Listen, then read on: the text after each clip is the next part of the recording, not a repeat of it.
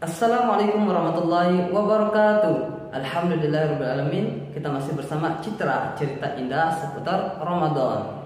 Materi hari ini sangat menarik sekali karena kita akan membahas mengenai malam 17 Ramadan atau juga dikenal dengan malam Nuzulul Quran. Ada yang tahu Nuzulul Quran itu apa? Untuk lebih jelasnya, mari kita simak penjelasan berikut ini. Syahrul Ramadan alladzi unzila fihi al-Qur'an hudan lin-nasi wa bayyinatin minal huda wal furqan.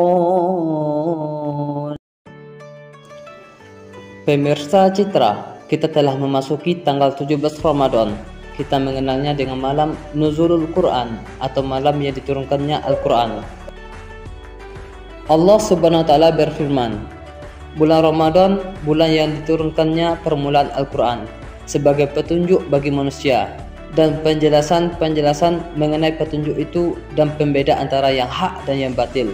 Al-Quran Surah Al-Baqarah ayat 185. Akan tetapi, pertanyaan yang kemudian muncul adalah, bagaimana mungkin Al-Quran turun di bulan Ramadan, sementara Al-Quran itu turun kepada Nabi Muhammad SAW tidak sekaligus dalam satu kitab, tapi turun secara bertahap. Menurut tafsir para ulama, turunnya Al-Quran di bulan Ramadan itu memang Al-Quran itu secara utuh. Artinya seluruh Al-Quran diturunkan di bulan Ramadan. Tapi yang perlu dipahami, berdasarkan ayat ini, bahwa Al-Quran diturunkan secara utuh dari Lauhul Mahfuz ke Baitul Izzah di langit dunia pada bulan Ramadan, tepatnya pada malam Lailatul Qadar. Sebagaimana firman Allah dalam surat Al-Qadar, sesungguhnya kami telah menurunkan Al-Quran pada malam kemuliaan Lailatul Qadar. Al-Quran Surah Al-Qadar ayat 1. Artinya, Al-Quran secara keseluruhan dari awal sampai akhir diturunkan dari Lauhul Mahfuz ke langit dunia pada bulan Ramadan, tepatnya pada malam Lailatul Qadar. Setelah itu, Al-Quran turun kepada Nabi Muhammad SAW secara bertahap, sesuai konteks peristiwa yang terjadi, dan terkadang tanpa ada konteks apapun. Semua itu berlangsung selama masa hayat Rasulullah SAW di Mekah dan di Madinah. Surat pertama yang diturunkan kepada Nabi Muhammad SAW di Gua Hira, Surat Al-Alaq ayat 1 hingga 5. Dalam sebuah riwayat yang dikutip Ibnu Katsir, terjadi pada tanggal 17 Ramadan. Itu sebabnya kita memperingati tanggal ini dengan hari Nuzulul Quran. Namun yang paling penting bukan masalah kapan sebenarnya Al-Quran itu turun, tapi bagaimanakah cara kita menyikapi turunnya Al-Quran. Allah Subhanahu wa Ta'ala telah memberitahukan bagaimana cara yang tepat memperlakukan Al-Quran agar kita mendapatkan pahala dan keutamaannya. Pertama, membacanya diawali dengan mengucapkan ta'awuz, yaitu bacaan a'udzubillahi minasyaitonirrajim.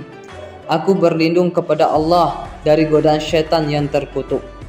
Allah Subhanahu wa Ta'ala berfirman, apabila kamu membaca Al-Quran, hendaklah kamu meminta perlindungan kepada Allah dari godaan syaitan yang terkutuk. Al-Quran Surah An-Nahl ayat ke-98. Kedua, membaca Al-Quran dengan tartil. Dan bacalah Al-Quran itu dengan tartil, perlahan-lahan. Al-Quran Surah Al-Muzammil ayat 4. Ibnu Abbas radhiyallahu anhu menjelaskan bahwa yang dimaksud dengan tartil dalam ayat ini mencakup beberapa hal. Pertama, menghadirkan hati saat membaca Al-Quran, bahkan kalau bisa menangis saat membacanya. Allah Subhanahu wa Ta'ala berfirman, sesungguhnya orang-orang yang diberi pengetahuan sebelumnya, apabila Al-Quran dibacakan kepada mereka, mereka menyukur atas muka mereka sambil bersujud. Dan mereka berkata, Maha suci Tuhan kami, sesungguhnya janji Tuhan kami pasti dipenuhi. Dan mereka menyukur atas muka mereka sambil menangis dan mereka bertambah khusyuk. Al-Quran Surah Al-Isra ayat 107-109. Yang kedua, memahami kandungan maknanya dan fasih dalam membacanya. Poin penting lainnya adalah sebisa mungkin dan berdiam ketika Al-Quran dibacakan. Dan apabila dibacakan Al-Quran, maka dengarkanlah baik-baik dan perhatikanlah dengan tenang agar kamu mendapat rahmat. Al-Quran Surah Al-A'raf ayat 204. Yang tak kalah penting dalam memperlakukan Al-Quran adalah menghafalnya. Allah Subhanahu wa Ta'ala pun menjamin bahwa Al-Quran mudah dihafal bagi mereka yang sungguh-sungguh dalam menghafal. Dan sesungguhnya telah kami mudahkan Al-Quran untuk pelajaran. Maka adakah orang yang mengambil pelajaran? Al-Quran surah Al-Qamar ayat 17. Orang-orang yang hafal pun sangat dimuliakan, tidak hanya di dunia namun juga di akhirat kelak. Sebagaimana sabda Rasulullah SAW, pada hari kiamat nanti Al-Quran dihadirkan di hadapan Allah Subhanahu wa Ta'ala. Maka ia berkata, "Ya Tuanku, berikanlah pakaian kepadanya, kepada ahli Al-Quran." Maka kemudian Allah memakaikan kepada orang tersebut mahkota kemuliaan. Kemudian Al-Quran berkata, "Ya Tuhanku, tambahkan lagi untuknya." Maka orang tersebut dipakaikan pakaian kemuliaan.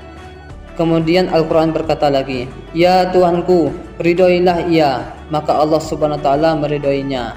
Dan dikatakan kepada orang tersebut, "Bacalah dan naiklah derajatmu di surga." Dengan membacanya, maka orang tersebut diberikan kebaikan pada setiap ayat yang dibacanya. Hadis riwayat Tirmizi. Itulah materi mengenai malam nuzulul Quran. Semoga bermanfaat untuk kita semuanya. Wassalamualaikum warahmatullahi wabarakatuh.